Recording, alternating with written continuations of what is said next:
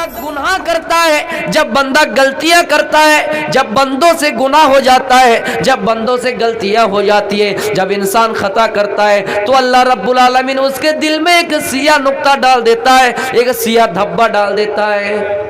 उनके दिल में एक सिया नुक्ता बैठ जाता है, सिया धब्बा पड़ जाता है। अगर वो बंदा तौबा कर लेता है, अगर वो बंदा अपने उस गुनाह से बाज आ जाता है तो मेरे प्यारे साथियों वो सिया नुक्ता धीरे धीरे मिट जाता है, वो सिया धब्बा धीरे धीरे खत्म हो जाता है। अगर वो तौबा नहीं करता है तो वो धब्बा धीरे धीरे मेरे प्यारे साथियों उसके पूरे जिस्म में फैल जाता है, वो धब्बा फिर उसके जिस्म में पूरे फैल जाता है और फिर वो ये नहीं सोच पाता है कि कोई नमाजी है कोई बेनमाजी है, यानी नमाजी और बेनमाजी से उसको कोई मतलब नहीं है। उनको नमाज पढ़ने वाला भी वैसा ही दिखेगा और ना पढ़ने वाला भी वैसा ही दिखेगा। एक काफिर और एक मोमिन के अंदर उसे फर्क नजर नहीं आएगा, हलाल और हराम में उनको फर्क नजर नहीं आएगा। मेरे प्यारे साथियों, आप में से अगर कोई किसी गुनाह में मुलव्विस है, कोई किसी गुनाह में डूबा हुआ है तो अपनी जिंदगी के बारे में गौर करें कि नबी अकरम का फरमान सच्चा है या नहीं। अगर आपने तौबा नहीं किया और ये नियत नहीं की कि हम आज के बाद से उस गुनाह को नहीं करेंगे तो मेरे भाइयों यकीन जानिए कि आपको ऐसा लगेगा कि दुनिया का कोई गुनाह हमारे नज़दीक गुनाह ही नहीं। मेरे प्यारे साथियों, जब बंदा तौबा कर लेता है तो वो नुक्ता वो धब्बा मिट जाता है। अगर तौबा नहीं करता है तो मेरे प्यारे साथियों धीरे धीरे जिस्म में फैल जाता है। फिर नमाजी बेनमाजी रोजेदार गैर रोजेदार उसको फर्क नजर नहीं आता है। एक नमाज पढ़ने वाले की हैसियत उनके नजर में उतनी है जिनकी जितनी हैसियत नमाज ना पढ़ने वाले की है, नमाज ना पढ़ने वाले की हैसियत उनके नजर में उतनी है जितने नमाज पढ़ने वाले की। मेरे भाइयों यकीन जानिए अगर आपने अगर कोई गुनाह किया है, कोई गलती की है तो तौबा कीजिए, वो नुक्ता मिल जाएगा। अगर तौबा नहीं करते हैं, गुनाह ही गुनाह करते जा रहे हैं तो धब्बा धीरे धीरे अपने जिस्म पे फैल जाए। या अय्युहल्लज़ीना आमनुत्तकुल्लाह वल तंजुर नफ्सुम मा क़द्दमत लिगद। है ईमान वालों, अल्लाह से डरो और तुम में से हर इंसान को गौर करना चाहिए कि उसने अपनी जिंदगी के लिए कौन सी तैयारी कर रखी है। हज़रत अबू बकर सिद्दीक रज़ियल्लाहु ताला अन्हु और हंज़ला रज़ियल्लाहु ताला अन्हु दोनों की मुलाकात होती है। एक दूसरे को सलाम करता है, सलामु अलैकुम वालेकुम अस्सलाम। हज़रत अबू बकर सिद्दीक रज़ियल्लाहु ताला अन्हु हंज़ला रज़ियल्लाहु ताला अन्हु से पूछता है कि बताओ खैरियत से हो या नहीं, आपकी हालात कैसी है, आपकी कैफियत इस वक्त कैसी है, आपका हाल कैसा है। हंज़ला कहता ओ अबू बकर सिद्दीक रज़ियल्लाहु ताला अन्हु मैं क्या बताऊं, ओ अबू बकर सिद्दीक रज़ियल्लाहु ताला अन्हु मैं क्या बताऊं, हंज़ला तो मुनाफिक हो गया है, हंज़ला मुनाफिक हो गया है। अबू बकर सिद्दीक ने कहा हंज़ला कैसी बात कर रहे हो, क्यों मुनाफिक हो गए हो। हंज़ला कहता है अबू बकर सिद्दीक रज़ियल्लाहु ताला अन्हु सुनिए, मैं मुनाफिक इसलिए हो गया हूँ क्योंकि मैं जब नबी के मजलिस में होता हूँ, जब मेरे सामने जन्नत का जिक्र किया जाता है, जब मेरे सामने जहन्नम का जिक्र किया जाता है, नबी की मजलिस में होता हूँ तो ऐसा लगता है कि जन्नत में टहल रहा हूँ, जहन्नम की आग से बच गया हूँ। जन्नत और जहन्नम हमारी आंखों के सामने है, लेकिन नबी की मजलिस छोड़ देता हूँ, अपनी बीबी के पास चला जाता हूँ, अपने बच्चों के पास चला जाता हूँ, अपने कारोबार के पास चला जाता हूँ, तो उस वक्त हमारी कुछ अलग हालत होती है। वहाँ जन्नत याद नहीं रहती है, जहन्नम याद नहीं रहती है। हंज़ला ने क्या कहा कि जब नबी की मजलिस में होता हूँ तो कुछ उस वक्त कुछ हालत होती है और जब नबी की मजलिस को छोड़ देता हूँ उस वक्त कुछ हालत होती है। अबू बकर सिद्दीक ने कहा हंज़ला अल्लाह की कसम खाकर कह रहा हूँ मेरा भी वही हाल है कि जब मैं नबी की मजलिस में होता हूँ मुझे ऐसा लगता है कि जन्नत में टहल रहा हूँ, मुझे ऐसा लगता है कि जहन्नम से बच गया हूँ, लेकिन जब नबी की मजलिस छोड़ देता हूँ, बीबी के पास आता हूँ, बच्चों के पास आता हूँ तो बीबी का टेंशन है, बच्चों का टेंशन है, घरेलू मामलात है, न जन्नत याद रहती है न जहन्नम याद रहती है। मेरे भाइयों चलो एक काम करते हैं, नबी अकरम के पास जाते हैं और जाकर बताते हैं क्या ऐसा वाकई मुनाफिक की अलामत है, क्या वाकई हम दोनों मुनाफिक हो गए। दोनों नबी अकरम के पास गए और कहा कि अल्लाह के नबी हंज़ला मुनाफिक हो गया है। आपने कहा क्या बात कर रहे हो, अरे अबू बकर क्यों ऐसी बात कर रहे हो कि मुनाफिक हो गए हो। अबू बकर सिद्दीक ने कहा अरे अल्लाह के नबी ہم لوگ اس لیے ایسی بات کر رہے ہیں کیونکہ جب آپ کے چوکٹ میں ہوتے ہیں, آپ کے دروازے میں ہوتے ہیں, تو ایسا لگتا ہے کہ جنت میں ہوں, ایسا لگتا ہے کہ جہنم سے بچ گیا ہوں. جب آپ کی مجلس کو چھوڑ دیتا ہوں تو اس وقت کچھ الگ حالت ہوتی ہے. تو آپ نے فرمایا حنظلہ, ابو بکر صدیق, تم لوگ منافق نہیں ہوئے ہو, تم دونوں منافق نہیں ہوئے ہو. یعنی ہماری مجلس میں جب ہوتے ہو تو اس وقت کچھ الگ حالت ہوتی ہے, اور جب چھوڑ دیتے ہو اس وقت الگ کیفیت ہوتی ہے. یہ وقت کی بات ہے. اگر تم ہمیشہ جنت کو یاد کرتے رہے, جہنم کو یاد کرتے رہے, تو فرشتے تم سے مصافحہ کریں راستوں میں, راتوں میں. میرے پیارے ساتھیوں, یہ وقت کی بات ہے. تھوڑی دیر کے لیے لگا کہ ہم نے جنت کو بھلا دیا, جہنم کو بھلا دیا, تو کیا کہہ رہے ہیں کہ منافق ہو گیا. لیکن ہمارے اندر کتنے ایسے منافق والا عمل بھرا ہے, لیکن پھر بھی ہم اپنے آپ کو پکا سچا مسلمان کہہ رہے ہیں. او میرے بھائیوں, منافق کی علامت تو یہ ہے کہ منافق جب بات کریں تو جھوٹ بولے, جب ان کے پاس کوئی امانت رکھی جائے تو خیانت کر ڈالے, جب جھگڑا ہو تو گالی گلوچ کرے. میرے پیارے ساتھیوں, اب غور کیجئے, جب وعدہ کریں تو وعدہ خلاف کریں.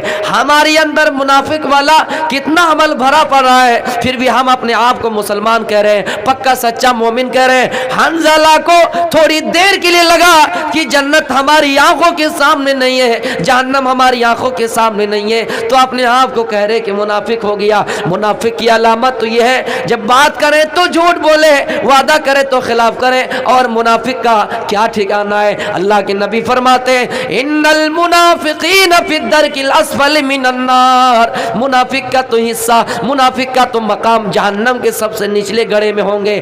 جہنم کی گہرائی حضرت ابو ہریرہ رضی اللہ تعالیٰ عنہ بیان کرتے ہیں کہ اچانک ایک مرتبہ دھماکے کی آواز آئی. صحابہ کرام بیٹھے, نبی اکرم کی مجلس ہے.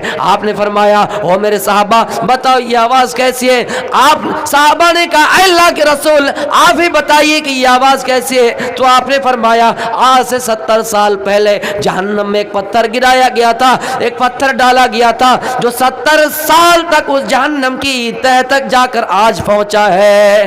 میرے پیارے ساتھیوں, تھوڑی دیر کے لیے انہیں لگا کہ ہم جنت کو بھول گئے, جہنم کو بھول گئے, تو کیا کہہ رہے کہ منافق ہو گئے. غور کیجئے اپنی زندگیوں پر کہ ہم منافق والا عمل کتنا کرتے ہیں. آج کے بعد سے منافق والا عمل مت کیجئے. میرے بھائیوں, جہنم بھی اگر مل جائیں یہ مقدر کی بات ہے, لیکن جہنم ملنے کے بعد بھی اگر منافق والا عمل رہا آپ کا تو جہنم کے سب سے نچلے گڑھے میں ہوں گے. اور اس کی گہرائی, ایک پتھر کو اوپر سے اگر ڈالا جائے, پھینکا جائے, تو 70 سال لگ جاتا ہے اس کی تہ تک پہنچنے میں. میرے پیارے ساتھیوں, یا ایھا الذین آمنوا اتقوا اللہ ولتنظر نفس ما قدمت لغد. ایمان والو, اللہ سے ڈرو اور تم میں سے ہر نفس کو غور کرنا چاہیے کہ اس نے آنے والے دن کے لیے کون سی تیاری کر رکھی ہے. قرآن فرماتا ہے یا ایھا الذین آمنوا قوا انفسکم واہلیکم نارا.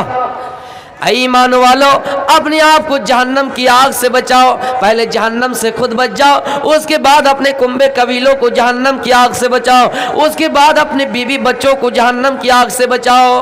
میرے پیارے ساتھیوں, وقودها الناس والحجارہ, جہنم کی آگ دنیا کے پیٹرول سے نہیں جلے گی, ڈیزل سے نہیں جلے گی. جہنم کی آگ لکڑی سے نہیں جلے گی, جہنم کی آگ گیس سے نہیں جلے گی. جہنم کی آگ اگر جلے گی تو پتھر سے جلے گی, جہنم کی آگ اگر جلے گی تو انسان سے جلے گی. یعنی میرے پیارے ساتھیوں, وہ جو جہنم میں آگ ہوگی وہ جلے گی, انسان سے جلے گی اور پتھر سے جلے گی. انسان کو اس میں ڈالا جائے گا اور جہنم کی آگ انسان سے جلے گی. پیٹرول میں اگر آگ لگ جائے تو میرے پیارے ساتھیوں, ہم اور آپ غور کیجئے کہ پیٹرول میں آگ لگ جائے وہ آگ کتنا بھڑک رہی ہے, لیکن جہنم کی آگ پیٹرول سے نہیں, ڈیزل سے نہیں, بلکہ انسان سے جلے گی. تو آپ غور کیجئے کہ اللہ رب العالمین نے ہمارا ٹھکانہ جہنم کر دیا تو جہنم کی آگ ہم ہی سے جلائے جائیں گے. اس لیے پہلے اپنے آپ کو بھی جہنم کی آگ سے بچاؤ اور اپنے کنبے قبیلوں کو بھی جہنم کی آگ سے بچاؤ.